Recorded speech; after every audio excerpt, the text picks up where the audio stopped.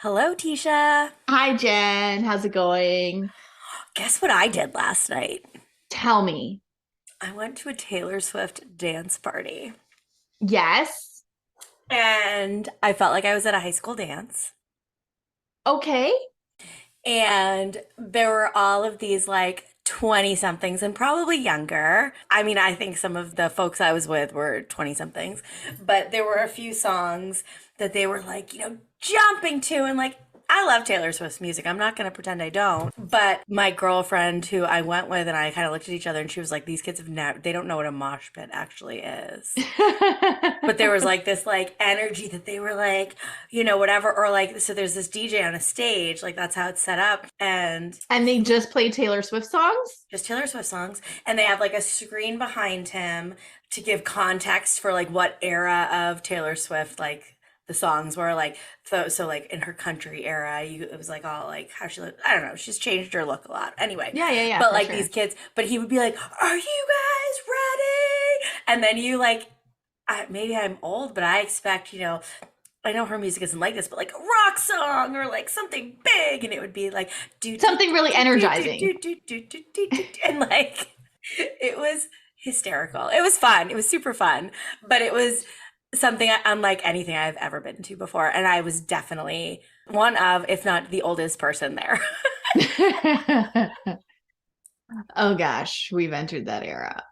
Oh yeah. Yeah. And like we get there and everyone's getting like beers and drinks and I'm like, I'm gonna have a water. Yeah. Well, we also just celebrated American Thanksgiving, We did. which is so much fun. And afterwards, I was like, here we are doing another American Thanksgiving because it's kind of become a tradition. And we didn't take any pictures. Again, we do this all the time. Every year. I think there's one year, it might have been like 2018 or 2019, that I did get a picture of all the kids in front of my fireplace. Might have Yeah. been 2018 because I think that was the year where it was like all of a sudden a bunch of the boys were into like Beyblades or whatever. And the beauty of something like that is that it kept them occupied without them like trashing the house. Yeah. It was like I feel like there are these moments in parenthood where you feel like you've cracked it, but really they're just like all into the same thing, or they're into something that's like quiet or not messy, or, where there's no crying or punching or, I mean, clearly I have two children who are boys because that happens all the time. Yeah. But it was like, we're all sitting there and we're like, oh, wow, this is like amazing. Yeah. Well, I always think that when you think you've got parenthood figured out, the Oh, kids change it on you. totally. They always change it. You're like, oh yeah, nailed this. I got this. I know their routine or whatever you think it is. And then it flips because we're just constantly changing and growing. Thank you so much for having us over. That was fun. And my daughter the next morning did not get her homework done because she forgot. And I was like, well, you're just going to have to go to school and tell your teacher that you're really sorry, but you were busy celebrating American Thanksgiving last night. Because in Canada, it's not Thanksgiving. Not a thing. No. So she had homework That she didn't get done.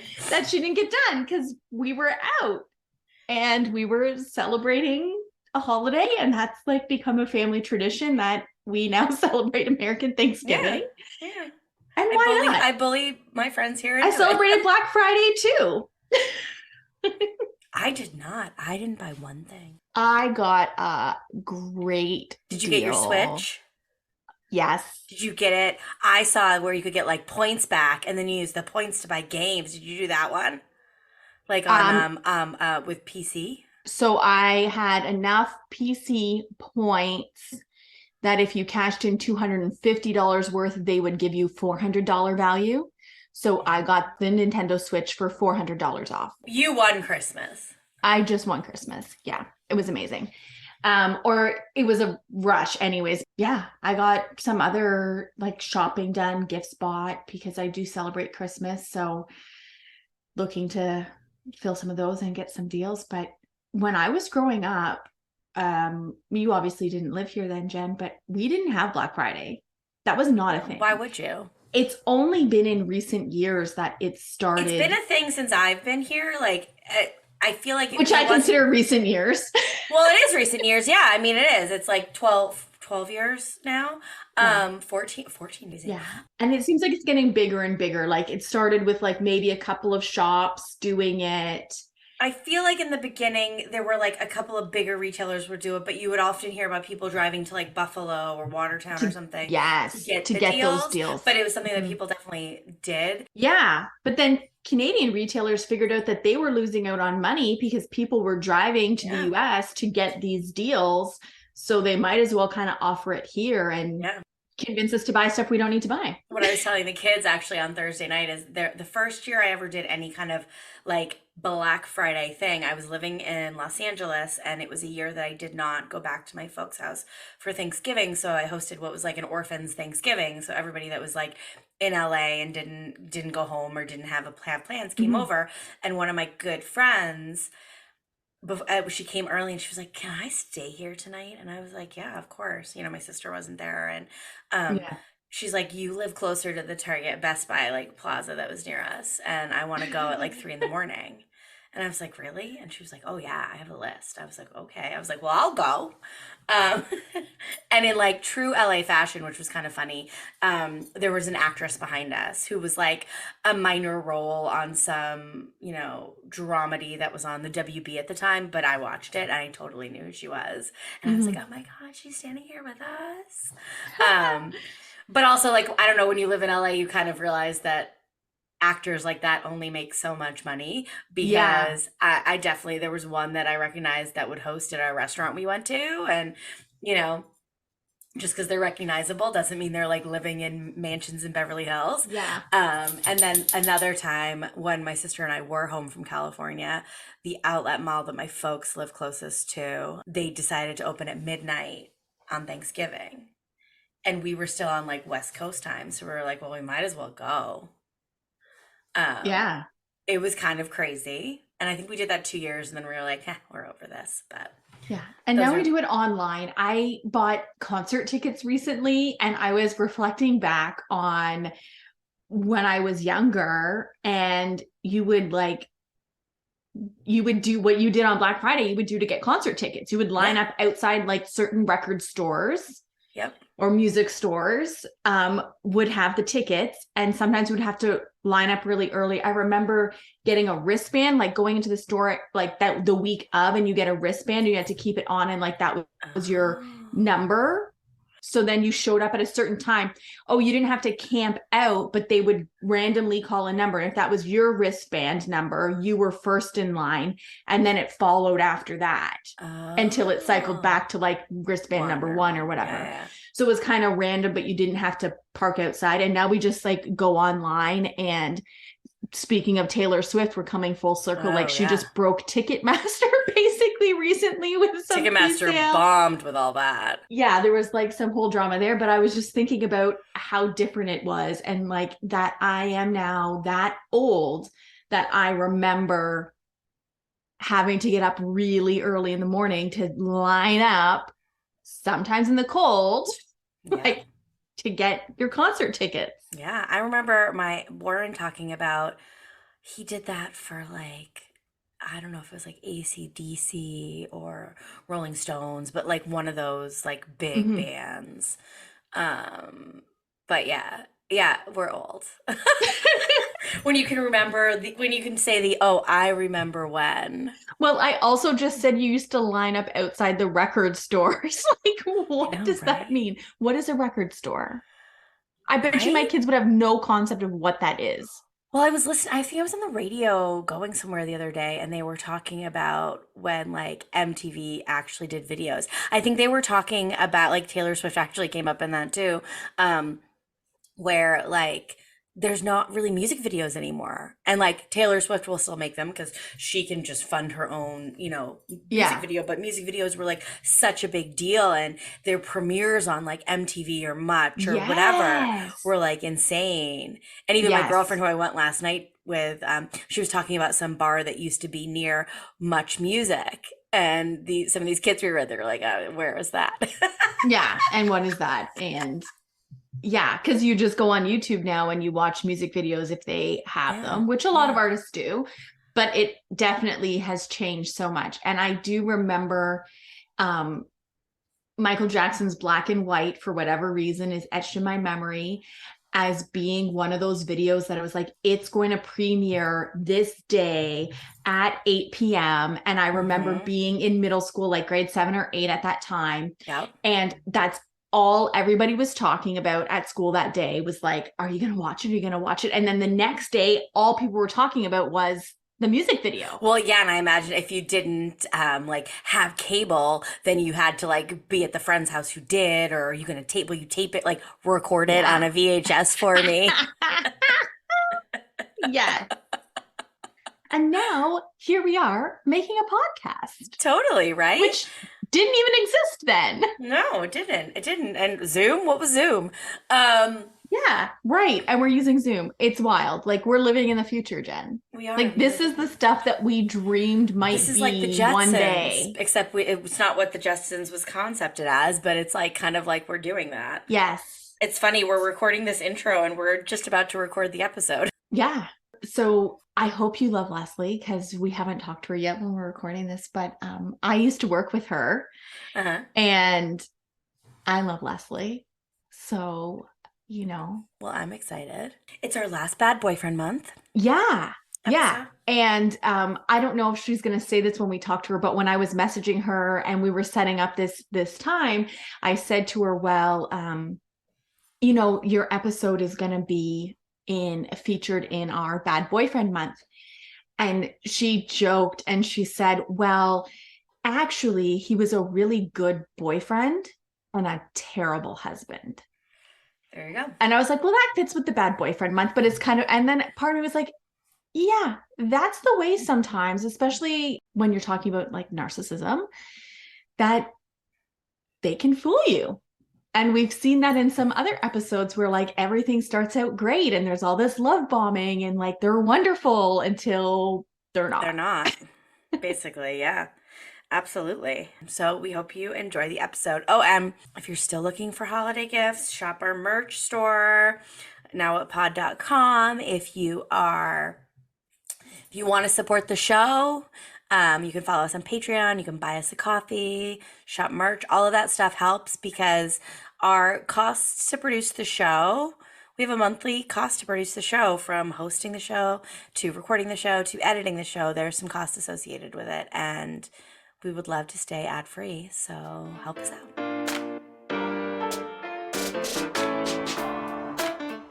Hi, and welcome back to the Now What Pod. I'm Jen. And I'm Tisha. Today we are with a special guest, I guess, for me, because it is somebody that I know. So we're going to be talking with Leslie Cheen. And Leslie and I worked together quite some time ago as teachers, and she was my teaching partner. I was a new mom. I was just coming back off of mat leave with my firstborn. I was placed in kindergarten, had never taught kindergarten before. And Leslie was just so kind and patient and helpful and like lent me resources and materials when I needed them. Or if I was like, oh my gosh, I don't have red construction paper, she's like, here you go. Like she was just always so kind and answered lots of questions and taught me so much. So I am always grateful to Leslie. And now you're doing me another favor by having me on the podcast. You're welcome. Thank you so much for joining us. You know, this is one of our bad boyfriend month episodes, and we'll talk about like your whole story later, but I thought it was funny that you were like, well, actually he wasn't a bad boyfriend, he was just a bad husband. And I was telling Jen that you said that earlier, but I know a little bit of your story, more bits and pieces that you've told me. I don't know if we've ever sat down and like, when do you ever really sit down with somebody and like just listen to their story for an hour or something? No. Right? Like that doesn't happen. So I've never really heard the whole story. So I am looking forward to that. Well, thank you. Yeah. Thank you so much for being here. Welcome. Yeah, thank you. Welcome. So we are going to talk about your ex today. Mm-hmm. Yeah. Mm-hmm. How do you feel about that? It's weird. I had a funny dream last night, and I do find that anytime something comes up with him, I do have strange dreams. So I know that even after 20 years of being apart, it can still trigger. You know, Mm-hmm. like I wouldn't go as far to say I have PTSD from him, because that's really serious. But if you can get mini PTSD or almost, I'm sure that's what the relationship did to me, because there are times it can trigger things. If I know I have to see him at an event, everyone says I do so well, but I'm still like, I really wish I didn't have to be in the same room as him. And then I often have weird dreams. Like my dream last night involved something of getting married to him again. And I wasn't saying in the dream no, but it was kind of like, this is not happy. Right. Right. Yeah. You weren't happy to be doing it, but you weren't saying no either. Yeah. Which is not how I was at the time. Right. Right. Yeah. Yeah. So where did your relationship start with him? Oh my goodness. So that I don't really remember, but I think it was grade 7 or 8. Oh, wow. We grew up in the same neighborhood, went to the same schools, and we were a grade apart. He's a year older. And one of his best friends is the brother, no, I guess was his best friend, brother of my closest friend. So we kind of just grew up together, and my girlfriend's family have birthdays all around the same time. So they do joint birthday parties.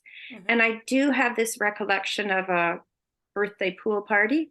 And I remember him being there, and that was around grade 7 or 8. But we didn't start dating till I was 17. And we had a lot of the same interests. We were in band together. We liked going for walks. We lived in the beaches, so walking along the beach was always great.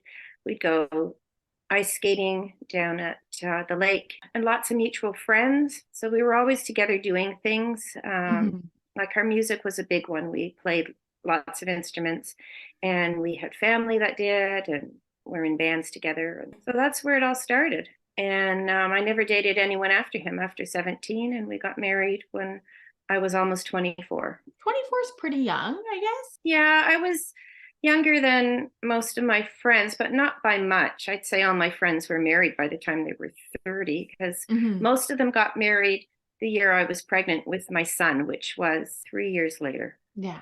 And your families got along, or were they accepting of him? Everyone was happy about this? Oh, yeah. Yeah. In fact, I remember when our mothers met, like I said, I had this mutual friend, and I was almost part of her family. And we played in the high school concert band, which opened the Eaton Center. So we're on this platform playing for the opening of the Eaton Center. And my mom comes up beside my girlfriend's mom. And on the other side of my girlfriend's mom is his mother. Okay. Right. And so she introduced them. Right. Before you guys were ever even a thing. Yeah. Well, no, we had just started dating. Oh, okay. We had started dating when we went up to my friend's cottage after Christmas, and we stayed New Year's Eve. Mm-hmm. And there was a whole bunch of us because they had 5 kids, and each kid brought a friend. So yeah. Right. It was a big party. And I remember Hillary, my girlfriend's mom, turning to my mom and Mary, my future mother-in-law, like, this is so funny. You two? Let me introduce you. Do you know? But yeah, like we belonged to the same church, like the same denomination. We didn't go to the same ones, but like we were just so similar, our families. In fact, people used to forget I was my mother-in-law's daughter-in-law. They thought I was her daughter because they said we were very similar. Okay. Which sometimes creeped me out, because then I thought of like the Oedipus complex. He married his mother, right? Yeah. How long were you married before you had your first child? 2.5 years. Perfect on paper sounding. Yeah. We bought our first house. We made sure we bought a house that had a corner that could put a piano in it. Our first Christmas in the house, we bought a secondhand piano that fit. And then I guess the next year we had a baby. And then in 5.5 years, we had 3. And all very wanted. I thought he wanted children too. He left a lot of it up to me. I always thought, oh, he's just not good with babies. I mean, he loved his children. He loved his babies. Yeah, but he didn't seem to take naturally to like the diapering and the fatherhood and all of that. And he would give up easily. I just remembered it was the second or third. It was one of the girls. He was bathing the baby, and baby slipped, went under the water a bit. And he just said, I'm never doing it again. You know, like one little mistake. And yeah. I'm sure many people have done that, bathing a newborn, right? Been there. Yep. Yeah. Honestly, I didn't do any of it. I made my husband do it all. Yeah.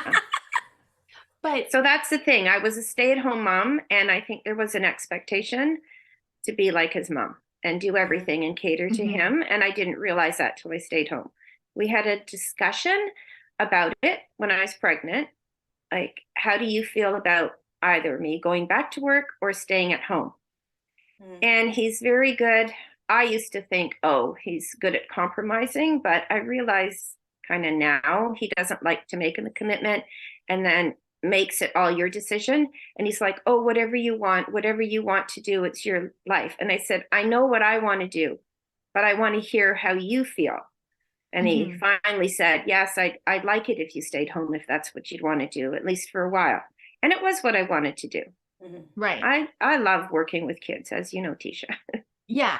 Yeah. And I love being a stay-at-home mom. And I think a lot of people, if they're in a position, I don't know, like a lot of people are happy to do that and want to do that if they're in a position that they can stay home and care for their children. Yeah. But you stayed home, you were a stay-at-home mom with your 3 kids. What prompted that decision to go back to school? So I had been teaching music out of my house and at community centers. Well, the kids were little, and I always worked during school hours. I was always there for them at lunchtime and after school. I don't know. It was my music business was slowing down because I taught preschool, kindergarten age music, and the population of that age really, really dropped. And I was sitting in my living room with my sister-in-law, who is also very musical, and she said, you should become an EA. She said, they would love you. She says, you don't have all your music classes now. They would love you with your music and your art and the way you are with kids. So I applied to be an EA. And as it turned out, a friend of a friend sort of heard I was looking for an EA job, and I got hired at her school and just loved it. I had thought about being a teacher before I became a biologist, but didn't pan out. So you were still married at that time when you went back to, How did he feel about you going back to the workforce? So someone else said to me, I think he's going to be the problem, not the kids. And they said that. And I didn't see that. But that's when the cheating, as far as I know, the cheating started. So I would say I noticed the changes in his behavior. It was subtle, right? And that's what it is with a narcissist, right? It's very subtle. They gaslight you. They feed you lines. And I think some of it was not getting all the attention he wanted, or he was no longer, the main realm. Not that I was not a housewife. I never was a housewife. I was a stay-at-home mom. That was my job, raising my kids, not catering to my husband. Right. And I think over time he didn't like that. And then someone else told me that it made it easier for him to cheat on me and do all his own stuff if I was busy elsewhere. Right.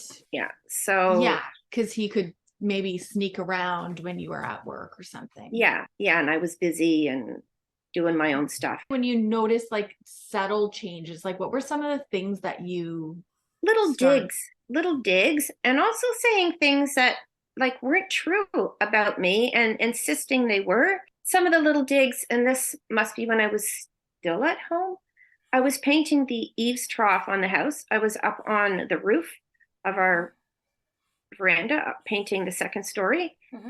And he comes home, and meanwhile I had all these neighbors passing saying, oh, be careful, looks great. And he comes home and says, how come you can do that but you didn't get the house vacuumed? Great. Yeah, stuff like that. And I remember being really sad over something one day, maybe being excluded from something, and he says, well, who would want to be with you when you're like that? And we drove our daughter to a camp that was near Guelph. And I said, you coming for the ride? And he said, I don't know if that's really worth my while. Like, I wanted company on the ride. Yeah, like back. Spending time with your wife is not worth your while. Yeah, and little things like that. And even like dropping your kid off for, I would presume, a week or more. That's not worth your while either. Exactly. And he would schedule so much for himself that he wasn't always available for us. He played hockey. He played baseball. When he signed my son up for tennis, he didn't take my youngest little girl.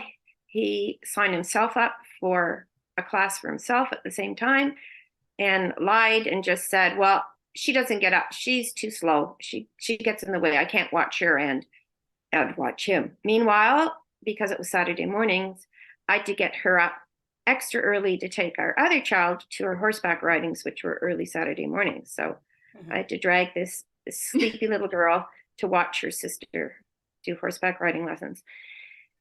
Yeah, so very selfish decisions. And when you're in the thick of it, you don't really see it, you know? Right. When I questioned stuff, I was told I was being selfish. I was told I was imagining it. I was asked why I was picking a fight. What do you mean? That's not true. And I said, it seems like you don't care anymore. Like, you're crazy. Why would you say that? Right. You know, he bought me for Christmas one year. He won it at a Christmas party auction, which of course he couldn't take me to. It was a work event. And oh no spouses this year, which I'm not even sure if that was ever true. Right. And it was a gift certificate to a hotel. I guess he bid on it. And so we were going to have like, a little fling away. Yeah. When I asked him about it like 6 months later, he said, well, is there any point? I can't find it anyways. But is there any point? And that crushed me. Yeah, of course. Because I kind of just thought, we still love each other, but we're just going through a bad spot. Well, little kids are hard. It's hard on a marriage. Yeah. And they were teenagers by this time. He had also lost his brother to cancer and then his mother to a stroke 8 months after that. And I put a lot down to grief, or I excused a lot, But when I now know what he was doing, grief doesn't do that to you. Yeah. And as I'm listening to you talk, it does sound a little bit like he was disconnected. Yeah, exactly. It sounds, when you're describing it, like he was withdrawing. Yeah. In fact, being very candid, his lovemaking was like that, even from day one. I didn't feel the intimacy. It was just the physical part. Right. And he suffered from premature ejaculation. I was trying to be a very patient, loving, caring wife. And I suggested, why don't you go to men's clinic and stuff? And then he eventually made an appointment at a men's clinic and didn't tell me, and then just brings the stuff home and says, I have to take this and you have to make love every night. It's like, hold on, you can't just demand it. Yeah, like it doesn't work like that. Right. And then that was me being difficult. Right. Mm-hmm. Right. This is what you wanted. Yeah, I finally did what you wanted. Yeah. And shouldn't we have discussed this? And that was another thing I would notice. He would tell other people things. I'd hear about stuff through other people, the things I should have heard through him first. Like he gave up either hockey or baseball must have been baseball, when our third was born. And I had asked him, could you sit this summer out? Because he played tournaments every weekend. I think he did. Yeah. And our daughter was born in April, and she was the third. I wanted him home, with us on the weekend. And we were at some social event, and someone said, so you're not playing baseball this year? And I said, oh, you aren't? And he goes, no, of course not. You're having the baby. Like, in front of everybody else, he's the wonderful father, right? But meanwhile, I didn't even know he'd made this decision. Right. Right. Like, we talked about it, but you never told, never told me you did it. And then, like you're saying, you're finding out. Yeah. And then he'd tell me people. things like, oh, you were at this event. You remember this person talked to you about this. And I wasn't there. Yes, you were. Yes, you were. And I don't know if he really had no memory of that, or if it was a gaslighting, trying to make me feel crazy. Or he was there with someone else. And mixing you up. And I think I said as a joke, oh, it must have been someone else you were with. Not even realizing that actually could have been a possibility. Well, it's funny. We all lose socks when we do the laundry, right? So I was matching up his socks because I did the laundry all the time, because he made a mistake once and then never did it again. And I said about the socks thing, I said, you're missing so many socks. It's like you're leaving them in other houses. Maybe he was. Maybe he was. Mm-hmm. You see, I can laugh about all this now. Now, in retrospect, when you think back to when you were dating, were there any red flags, or obviously you didn't see them at the time, but when you think back, were there any of those digs that maybe were easier to pass off as a joke or anything like that? No, he was never like that when we were dating. I think the only couple of things when I look back and I see that sort of shows some stuff about his personality. He borrowed, it sounds silly, he borrowed my French horn mouthpiece to use on this plastic trumpet thing, that you take to a baseball game or a soccer game or whatever. And he lost it. And it was like, oh, I'm sorry, I lost it. He didn't replace it. And there were things like that happened a couple of times. He'd borrow from someone and lose it. Or he'd, just borrow his mother's car and leave all his stuff in it. So not really caring about other people's things actually was a theme. He never thanked my parents for Christmas presents. It was like me, oh, well, you thank them. But he wouldn't. So little selfish things that didn't seem like much. Like a lack of consideration. Yeah. And after a while, he didn't want to hold my hand or put his arm around me. Oh, why do you always want public displays? And he said, well, we're out. I'm relaxed. We're not busy with the kids. Like, what's the deal here? Right? Yeah. So just little things like that I'd never think, oh, this guy's lying to me and cheating and has multiple other women. It never crossed my mind.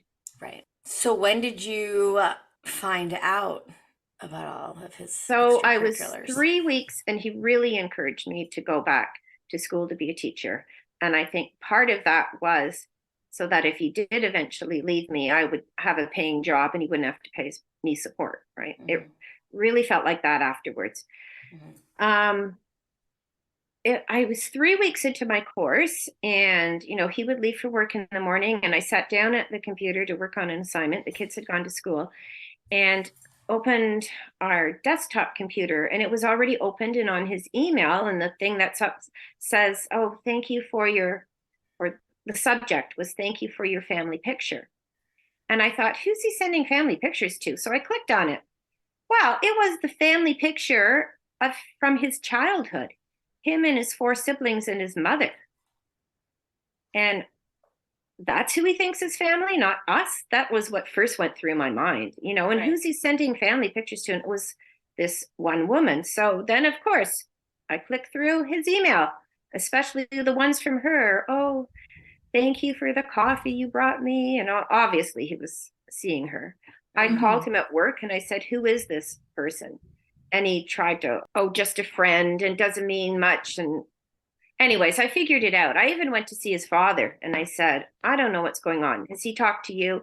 And I showed him the card he had given me on our anniversary in June, which said something like, even though we've had our ups and downs and bends in a row, good times are in the future around the bend, something like that. Right.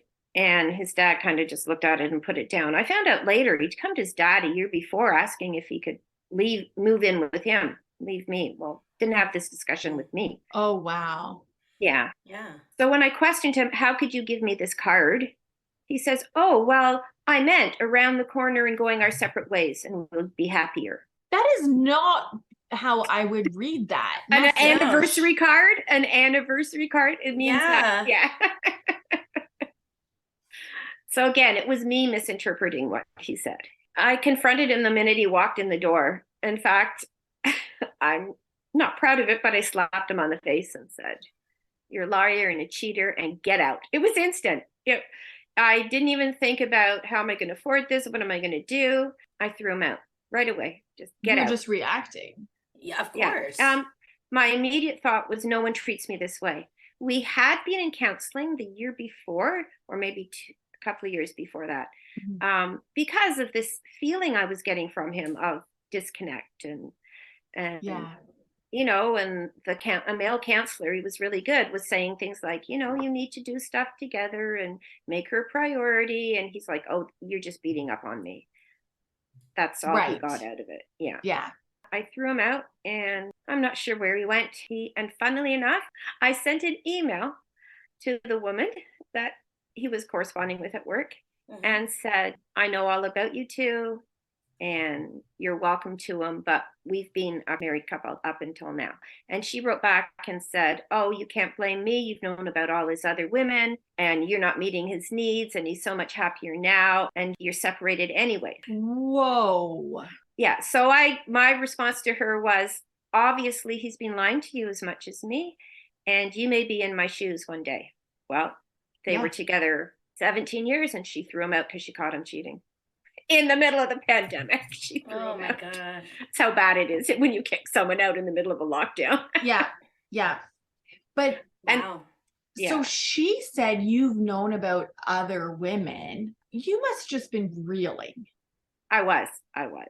Like, I really was devastated. As much as, I say threw him out, nobody treats me this way. I was angry, but I was devastated. This was like, who are you? I've known you since you were 12 years old. I would have never suspected this of you. My life was turned upside down. And after I threw him out, it's like, I don't know how I'm going to deal with this. I cried every day. My poor kids had to see that, Yeah. Of course, because this is someone, like you said, you've known him since he was 11 or 12. Like, you grew up together. You have that trust. Exactly. Do you know what he threw at me when I was saying, like, how could you do this? And you could have given me diseases, when I confronted him about all the other women. And he says, you just couldn't trust me. Like, what does that mean? I actually did trust you until I found out all of this. Yeah. So I had found condoms in his wallet a few years before, which he said he was going on a business trip, but I was meeting him at the end of the business trip. And I only found them because I don't know if it was his wallet or his toilet bag, because I was helping him pack. Like, I was helping him, and I found them. And he said, oh, that's for when you come. That's for when you come. And you're like, oh, okay. And so I brushed it off, but it did bother me, probably because of, the way he started treating me. And about a year after the fact, I said, it's always bothered me. And he said, well, I'll admit I was tempted, but I didn't do anything. Well, that was probably a lie. Yeah, maybe. And that's when I put us in counseling. I said, okay, this needs to be talked about. You can't be doing stuff like this and not discussing it with me. I said, come to counseling with me. Let's talk about this. Yeah. So he did. Yeah. You think you know somebody so well, and then you find out that they're not who you think they were. Yeah. My whole world was turned upside down. Yeah. I went to the kids' school and I told the principal and their teachers of what happened and said, I'm just telling you because the kids witnessed it all. I said, so they've been seeing their mother traumatized. They've had to, they listened to me crying. It's probably not good. Let me know. My daughter, who was just in grade 9, when I saw one of her teachers at the parent-teacher interview, she said, I think you must have done the right thing because she seems fine. She seems happy. I think her life's probably better, whatever you did. Wow. So that was very validating. That you made the right choice. Yeah, that I made the right choice. And I was in teachers college, and I was the age of most of the professors. So I sort of had a bond and friendship with them. And one of them, I told all the professors, just because in case I have to just leave in the middle of a lecture, or I can't turn something in, or I might miss a class because something upsetting has happened. I'm going through some stuff. Yeah. And so one of them said to me, what are you going to do? And I said, this asshole's not going to take this away from me. And she said, I could have used stronger words than that. Yeah. And I said, oh, I did, to its face. Yeah. But then I also had a couple of young teacher candidates come up and hug me and say, you are an inspiration. My mother fell apart and couldn't continue on with her life. He said, the fact that you are continuing and carrying on and doing so well here is a real inspiration to me. That must have been so tricky, because now you found yourself a single parent without that income, like financially. You still have the 3 kids and you're in school full time. Yeah. I wonder if you just almost threw yourself into the teaching college, to push the other aside. I did. I have said, I think that saved me. It gave me a focus outside of what was going on at home. And also now I needed a teaching job more than ever. I needed a good salary. I know I would get child support, but I wanted a decent life for my kids. That was my focus. I wasn't even thinking of myself at that point. I wasn't going to move them out of their house, which was in the beaches, so taxes are high. I wasn't going to take them out of their programs, horseback riding, dancing, hockey. I was determined that their life was going to stay as much the same as it possibly could. Right. Now, out of the mouth of babes, my 11-year-old at the time was doing her homework one night, and I said, "Oh, time to put that away. Your dad's going to be here. It's your night with dad." And she says, "Oh, sometimes I forget he's gone because it's no different."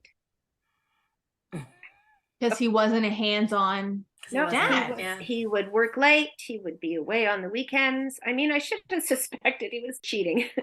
Seemingly, my dad did. My dad said something to my mom about, "I think he has a girlfriend." And my mom says, "Oh, no, he would never do that." I think there's like a complacency or a level of trust when you've like grown up with someone or known someone for so long. You know? And we were involved in a church organization together. That was part of our musical stuff. We put on musical shows every year. Right. And it's like we went to this church. This was his family's church. I moved to it. And we were part of this couples club. I mean, to me, being part of a couples club involved in a church kind of sounds like you're committed to monogamy. You'd think. You'd think. Obviously not. There's an assumption there. Yeah. Did you ever, like, there were other women, did you ever find out who they were or talk to any of them, or just this one woman from work? Just the one woman from work that he eventually did marry. He moved in with her and married her. But then they broke up in the pandemic. Yeah.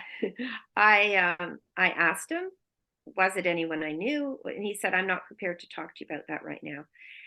And I had one of my counselors said to me, "Leslie, you're going to have many questions. Probably most of them you won't get good answers for. And after a while, it won't matter." This same man said to me, "And whatever you do, do with integrity." So those two things he said to me, I really held to. He was one of the ministers at my church. And I would say one of the reasons I survived and did so well is because I had an amazing support system. I really did. Right. I can't thank any of those people enough. My parents were there. My mom, as soon as I called, she just came and moved in with me for about a week. I was going to ask about your family's reaction or friends, because obviously you've been together so long, you kind of grew up together, your lives are very intertwined. Yeah. So my brothers live out west. When my one brother got the phone call from my mom, he scared his family because he went over and picked up the family portrait, my family portrait, in a frame and threw it across the room and hit the wall with it. Now mad. Yeah. And my older brother, who was a quiet sort of guy, just sort of put the phone down and walked away quietly and didn't say anything for a bit. Yeah. Now, what about your friend, your like best friend? Yeah. So my very best friend said to me, "Well, I was surprised you married him." You tell me now? No, she said, because I said, "You know what? I figured out he was a mommy's boy." And this is sort of where I was going first. I didn't realize about the narcissism and other things. And she says, "Oh, I knew he was a mommy's boy all along." And I said, "Well, he certainly presented different to me." And no, she's smart. She knows I'm smart. She's like, you can't tell other people what to do. They have to find it out for themselves, right? Yeah. Like, you know, and we were friends. We always did stuff together. And he had been friends with her husband. And the other, like, his brother that's next to him is very much was in the picture of our marriage and everything. And like, we're beachers. And I like to say it's incestuous because like my best friend's cousin married another good friend. And like his older brother, my aunt went to the same high school that we all did. Like, it's just so intertwined and intermixed. And so his brother lived in the neighborhood close to my best friend, and you know, they'd still bump into each other. And she dated him a bit, and they talked to each other. And he just said, "Oh, I guess you're taking her side," and sort of thing. And but I did have friends like the one who married the cousin, I think she might have been conflicted because her husband was still friends with him. Right. My best friend's brother doesn't live here anymore, so they didn't really keep in touch. So that was okay. But that one friend that married the cousin, she sort of broke off stuff with me. And I think she just didn't get my life as a single mom. Well, that's a big change too. Yeah. And a teacher, like exhaustion. I would say most of my friends were so supportive. And that's what I think another thing that helped me survive. When I went to the school and spoke to the teachers and the principal said, "You're an EA on leave. You know, you can tap into the employee assistance program for counseling, even though you're on leave." So I did. When I got upset during one class, when we were reading a love poem, the one my grandfather used to read to my grandmother, and left in tears, a staff member at the school told me that I could access student counseling on campus. And then I had 2 ministers at my church who would come to visit me. So I had the counselor through TDSB, the counselor through my college, and my 2 ministers. Yeah. Plus your mom, you Plus said. my mom and my dad. And I sang in the choir at my church, and my choir director called me and said, "Would you like me to tell everyone so that you don't have to explain?" I said, "Yes, thank you." And she was a divorced mother of 4 kids, so she got it. Right. And then eventually I rejoined. The couples club changed their policy that people who were widowed or divorced or whatever could still do the show. So I loved performing so much. I did the show, and it was during one of the rehearsals that I first found out that I was an emotionally abused woman. That, I mean, I was kind of swallowing a lot of the stuff. Like I just couldn't make it work. If only I'd done this. And I know what he did was wrong, but what went wrong? What could I have done differently? And again, I had to leave because of a song. It was a song that he used to always play and I would sing to on the piano that we were rehearsing. And I left the room, and she came, and this one woman came and sat with me and said, "I used to counsel emotionally abused women, and that's sometimes a lot harder to get over than physical abuse. Physical abuse heals, but it's the emotional side that never heals, and it stays with you forever. You learn to deal with it." And I kind of went, wow, she's calling me an emotionally abused woman. And it really made me think of things in a different light. I mean, I always had trouble with you need to take responsibility for your role in what happened. Because I'm like, what more could I have done? You know? Right. Yeah. And it's But not. it's, you know, talking to you now is probably very different. Your perspective is very different because you are so far out than if we talked to you and this had happened a year ago. Yeah, exactly. Absolutely. Yeah. Right. And that then you had that perspective now. And then it was my counselor who said he sounds like a narcissist. Actually, I had 2 counselors say that. And then I started doing research on narcissism, and boy, did it hit so many marks. The gaslighting, the lying, the being so wonderful and everything you want them to be in the first years, because they're basically grooming you, right? And brainwashing you into doing their bidding and letting them do whatever they want. Yeah, being like the person they want you to be. Yeah. So that they can do what they want to do. Yeah, he never tried to isolate me. I mean, I still had my choirs and performing and stuff. I was in a concert band for a while, and actually he went to that with me for a while, but then he stopped going, maybe after our 3rd child. The more I researched about narcissism and how these people use people, they don't take responsibility for their actions. They make you feel everything's your fault. They put everything on your plate. I can think of an instance where we rented a cottage that didn't work out so well, and he was so uninvolved in the planning of it. He left it all up to me. And then when it didn't work out so well, it was like, well, you found it, I didn't, right? Yep. Right. And then Absolutely. we planned it. My older brother remarried probably a couple of years before we separated, and he lives, like I said, in Alberta. So we planned a whole trip out west just for the wedding and then more traveling. And I planned it. I sat down and planned a route and places to go and places to see. And when we were at my older brother's house in northern Alberta, he decides he wants to do a totally different route because my route wasn't good enough. And then my dad jumps in and, oh, yeah, this is a better route. But it upset me because I put all this time and effort into planning, and he never once said anything until the last minute. And didn't take any interest in it prior to that. Yeah. Right. And that's the thing. I remember our marriage counselor saying, well, I guess he takes over and does everything then. And I said, no, I said, everything's left to me.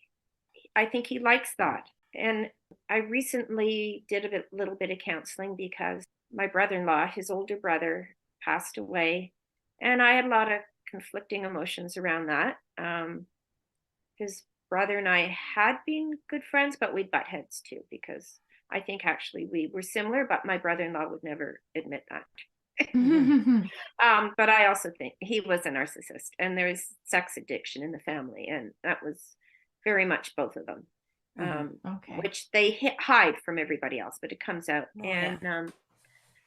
So it was, do I go to the funeral or not?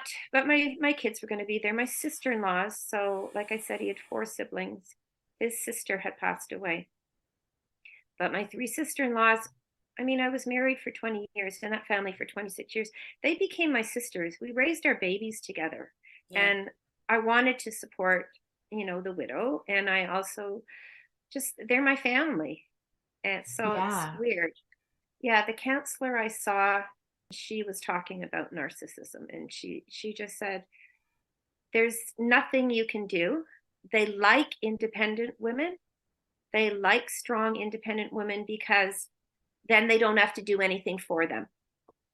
And if they can manipulate them into doing everything for themselves, like they don't have to do anything for their spouse, but they can then manipulate you into doing so much for them, and you're capable of it. So that's what they like.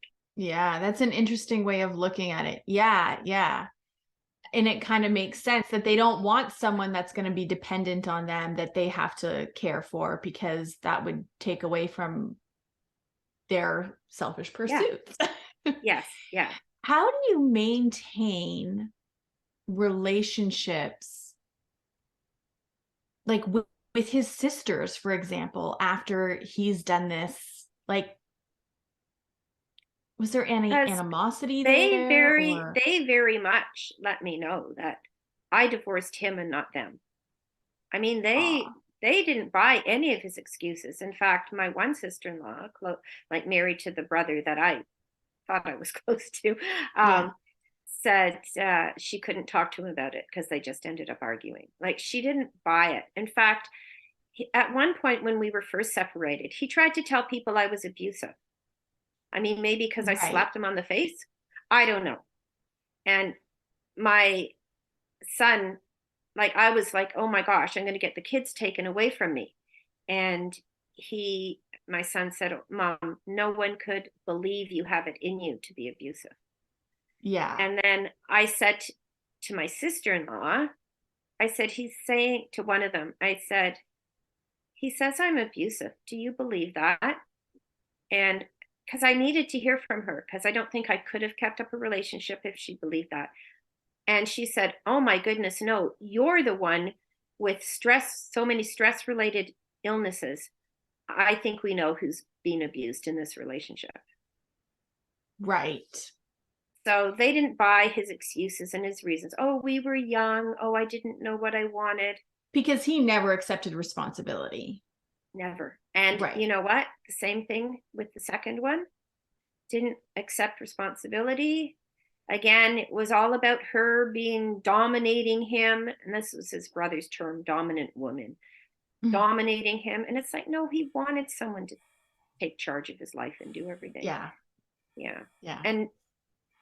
And that's when my kids lost their relationship with him. It was always rocky. They tried to forgive him. They got to know their step siblings and liked them. My middle child had a bit of a rough relationship with her stepmom. She just couldn't accept it. Couldn't accept that she didn't know or that she wasn't involved. But we know differently now. He totally gaslit her and lied to her. And as she was saying something to my younger daughter and said, oh, I guess I shouldn't be saying all this to you. It's your dad. She goes, oh, I've heard it all before from my mom. Yeah. But they have severed connections with their dad because of the way he treated the second woman. Basically, Right. it was like the final straw, right? We forgave Yeah. you once. We bought some of your excuses, like, oh, you were so young, you didn't know what you wanted. You finally found the woman that's the perfect match. And then you do everything again. Right. Like, no, you're not a good person. You don't take responsibility. You don't show remorse. We're better to have you out of our lives.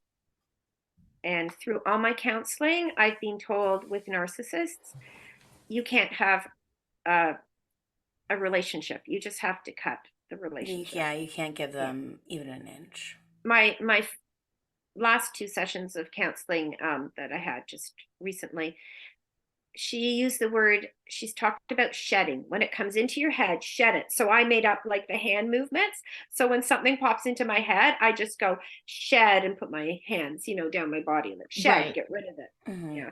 And it helps. Mm-hmm. Yeah. It is, I think that there can be this perception that, oh, you were married 20 years ago. And so like, just get over it. Or that you would just be over it. And not just with divorce, but with all kinds of things that happened 20 years ago. People think that you're just like, time heals all wounds, that's what they say, right? But so many times we've talked to people, and the more that we do this, the more I realize that no, like these traumatic things that happen in our lives, they stay with us. And it might become easier to carry that pain, but it's still there. Mm-hmm. Does that make sense? Yeah, well, it's another form of grief. I think I had one of my counselors explain that to me. It's you've lost the life you had, and you've lost the partner you had. The person you had no longer exists. So it's not the same as someone passing away, of course. But my sister-in-law, who lost her husband to cancer, did say to me once, she said, I think what you're going through is worse. She said, cancer took my husband. He didn't choose to do this to me. She said, your husband, and this is another sister-in-law, so you can see how much they supported me. She said, he did this to you. He had a choice. She said, that must hurt way more. And your life as it was is gone. So it's a form of grief. And I think with all grief and trauma, you just learn how to live with it, right? You get better at dealing with it, but things can trigger it. There's this misconception that we only grieve like a physical loss of a person, but that's not true. Yeah. I mean, I think if anything, the pandemic has illustrated that. Like there was this massive collective grieving going on that people don't acknowledge. Yeah. So of course because people were losing jobs. They were losing their connections to people. They were losing their freedom, all kinds of Well, and like a massive loss of human life as well, on top of all of these other things, right? Your loss of security, like this loss of sense of safety, right? I think when you've committed more than half your life to someone, and to have it all kind of like blow up in your face like that, there's no question that that's grief. You just reminded me of something. I went back to see our marriage counselor a few months after I had thrown him out. I said, and he says, what do you need to see me for now? He was great. He was great. I said, I want you to help me with closure. I want to move on. And I think that's a big part of healing too, is really, really wanting to move on. And one of the things I said to him was, I feel like I wasted 20 years of my life. And he said, the next 20 years are going to be better. Just you wait and see. Mm-hmm. Yeah. So, don't dwell on the past, but the past will always be there. It will hurt you. But your life can get better. And part of it is a choice. I do remember my other counselor. She says, my goodness, I usually tell people 2 to 5 years. I think you're going for the 18-month plan. And I went, I don't know, happy, sad. I choose happy. And I'm going to do what it takes to be happy again. Mm-hmm. And that's what I did. Like, I've embraced this life. I've embraced being single too. I dated for a fair bit after separation, never met anyone that I really wanted to be with. And I think my tolerance for bullshit or Yep. being treated like I'm not special too, like I'm smart, I have interests, you got to like me, like I'm not just to be used by you. And if not, bye. Yeah. Mm-hmm. Your tolerance for, as you said, bullshit is probably pretty Yeah. low. And probably saw the red flags too. I don't think all men are horrible. You know, I have a very, very wonderful, fulfilled, and full life doing the things that I want to do. My kids are my best friends, but I'm glad. I mean, my kids have anxiety like I never had at their age, although maybe you guys can tell me. I hear it's a symptom of the times. Yeah. We're all anxious as fuck. I think we're more aware of it though too. There's an awareness. Yeah. For sure. Yeah. And I do worry. Even my son said something recently. I said, "Oh, I feel like I failed as a mother there, that I couldn't help make you happier." And so they have their scars. In fact, my son, he can say the most profound things. Even when he was little, he would say it. He's the eldest, right? Yeah. He was about 18 at the time, hadn't been too long. He was 17 when his dad left. It was just before his 18th birthday. I remember getting into this big argument with my youngest, who would have been 11 or 12, depending when it happened. And I remember just crumbling down at the top of the stairs, sobbing, thinking, I can't take this. I don't know what to do. And saying something like, I'm going to have to find another partner. I can't do this on my own. And my son said, Mom, we're just all angry, but we can't take it out on the person that we're really angry with. Mm-hmm. I thought, wow. So they had to carry that burden too. And then he said, you know, it isn't just the person he cheated on that gets hurt. It's everyone in the whole family. Yeah. Mm-hmm. It is the whole family. And, Yeah. you know, you try to protect your kids from, you can only protect them from so much. Mm-hmm. There's only so much you can hide from them potentially. Like, dad left, like you can't hide that. Yeah. And you're human, you have feelings, like, yeah, they're gonna see you cry. Like, we can only protect our kids from, you know, seeing this stuff to some extent. And of course it impacts them. Yeah. Right? They're going to And notice that mom is sad. They're going to notice that mom is overwhelmed, that dad's not there anymore. Like, yeah. of Well, course. and in some ways, I would argue that you're doing a disservice by hiding the hard stuff anyway, because I'm it's on that an camp too. unfortunate. Yeah. It's a part of life, and Yeah. it's unfortunate when our kids have to learn that earlier.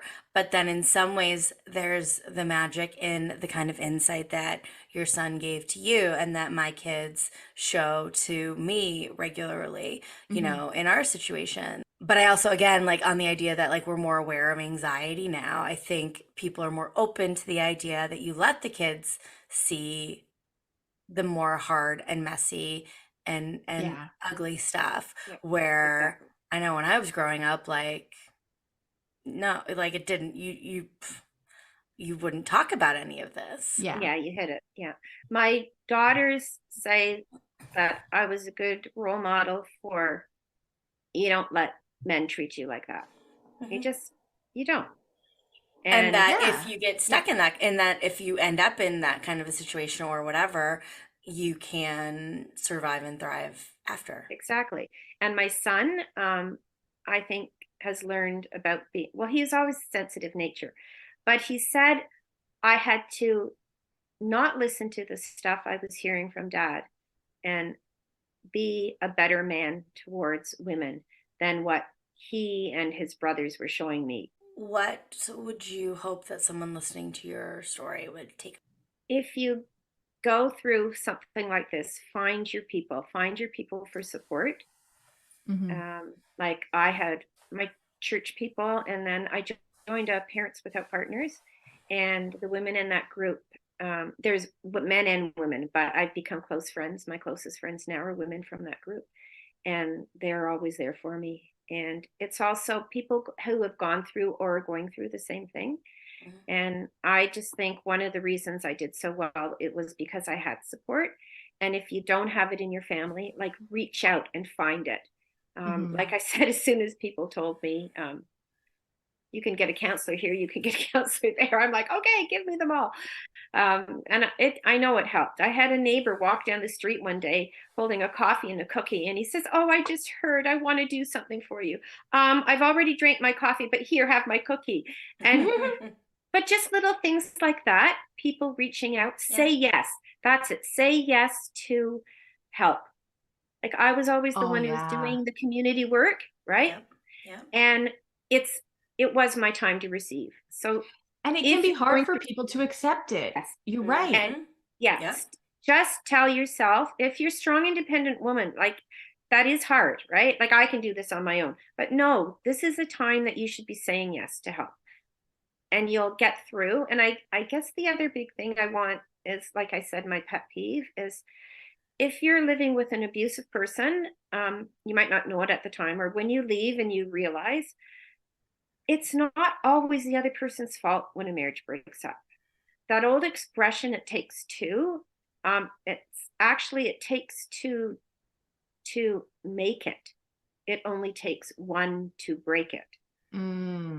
So it needs two people working on it. If one person isn't, it's not going to work, right? So don't beat yourself up if you haven't done anything wrong. If you know you're a good person, you know, you don't lie, you don't sneak around. You may not be perfect, but you help people, you're kind. Like, you probably didn't do anything, or you probably went above and beyond trying to make it work.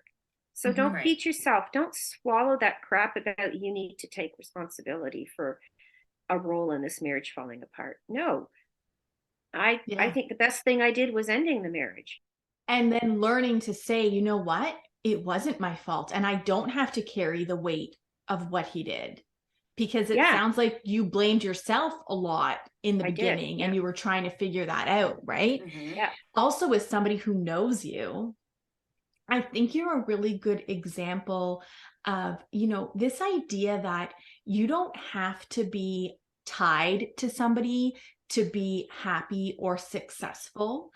Like, and I was thinking that about when you were saying, say yes, like saying yes to the help. But I'm also like, you know what? I think that Leslie's also the type of person who says yes to invitations. Like, I know you're in a book club and you have your choir and your music and you post pictures of you rowing. Like, you're going out and you're saying yes and you're doing things and you're living a happy, successful life that is not measured by you being in a relationship with somebody else. Right. Which There's I think nothing wrong with being single. Yeah. Yeah. And I think there are just so many women who think that, that you have to be with somebody, or that you would measure success in like getting remarried or something. That would be your success story, but it doesn't have to be that. Right. Exactly. And, in my age group, I know demographics are different now, but in my age group, there's actually more women than men. So not everybody is going to pair up. And I sort of half joke, that all the good men are taken. The ones that are left are the ones that women don't want. Exactly. So I'm fine. That's not true. Do me. I do know some very nice single men my age, but that's a generalization. But and I'm kind of like, at this point, I don't even know how I'd fit someone in my life. Like, they'd have to fit in, right? It would have to be someone who was into music and kayaking and hiking, or didn't mind that I took off and did those things and they took off and did their things, and then we got together to have fun, Right. And I'd be open to that, but I'm not spending all my time and energy looking for it. I'm spending my time and energy enjoying my life as it is. Yeah, absolutely. Well, thank you so much, Leslie, for coming and talking with us. Well, thank you for having me. Thanks for listening to the Now What Pod. If you've enjoyed this episode, leave us a review. Your ratings and reviews help more people like you find our podcast. Don't forget to subscribe and share this episode with someone you think would love it. You can find us on social media at the Now What Pod. Until next time, we're Tisha and Jen. Remember, your story matters and you do too.